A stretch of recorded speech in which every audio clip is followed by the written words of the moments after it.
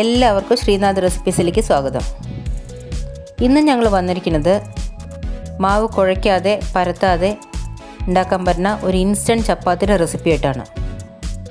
അപ്പോൾ അതിന് വേണ്ടിയിട്ട് ഒരു മിക്സിയുടെ ജാർ എടുത്തിട്ട് അതിൽ 1.5 കപ്പ് ഗോതമ്പ് പൊടി ഇട്ട് കൊടുക്കുകയാണ്. അതിൻ്റെ കൂടെ തന്നെ 1 കപ്പ് വെള്ളം, 1/2 കപ്പ് തണുത്ത പാല്, 2 മുട്ട,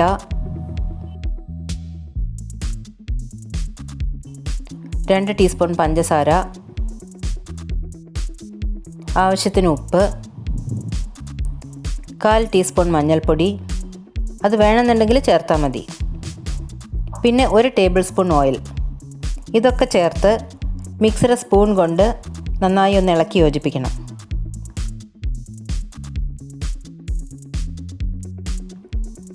എന്നിട്ടിത് മിക്സിയിലിട്ട് ഒന്ന് അടിച്ചെടുക്കണം.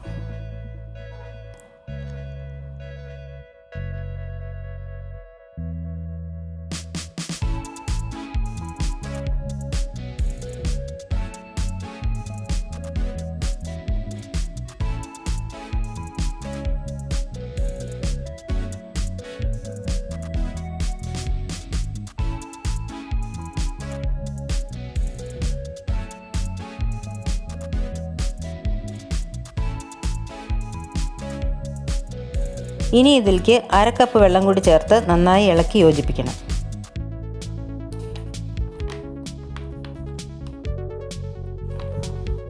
ഇതിൽ ദോശമാവിനേക്കാൾ കുറച്ചും കൂടി വെള്ളം വേണം. നമ്മളിത് ചട്ടിയിൽ കോരി ഒഴിക്കുന്ന സമയത്ത് അതന്നെ പരന്നു വരണം. അതാണ് അതിൻ്റെ ഒരു കൺസിസ്റ്റൻസി. ഇപ്പോൾ ഒരു ദോശ തവ അല്ലെങ്കിൽ നോൺ സ്റ്റിക്ക് പാൻ ഒരു മീഡിയം ഫ്ലെയിമിൽ ചൂടാക്കിയിട്ട് കുറച്ച് എണ്ണ പുരട്ടണം. എന്നിട്ട് അതിൽ ഒരു 1.5 കയ്യിൽ മാവ് കോരി ഒഴിക്കണം. ഇപ്പോൾ ഈ മാവ് എല്ലാ സ്ഥലത്തും നന്നായി പരക്കണ വിധത്തിൽ ചട്ടി ഒന്ന് ചുറ്റിച്ചു കൊടുക്കണം.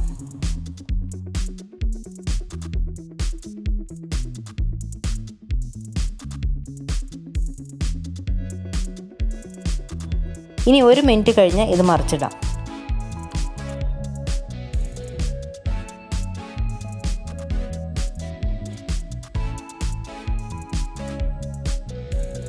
ഇനിയിപ്പോൾ ഇത് തിരിച്ചും മറിച്ചിട്ട് ചട്ടുകം കൊണ്ട് അല്ലെങ്കിൽ സ്പാച്ചില കൊണ്ട് ഒന്ന് പ്രസ് ചെയ്ത് കൊടുക്കണം.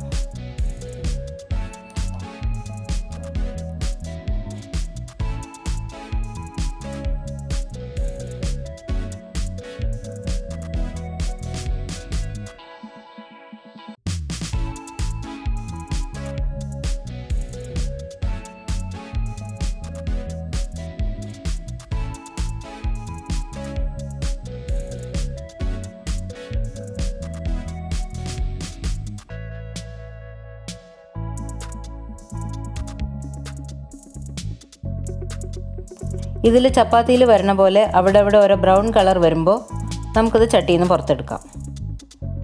ബാക്കിയുള്ള മാവും ഇതേപോലെ ചെയ്തെടുക്കാം.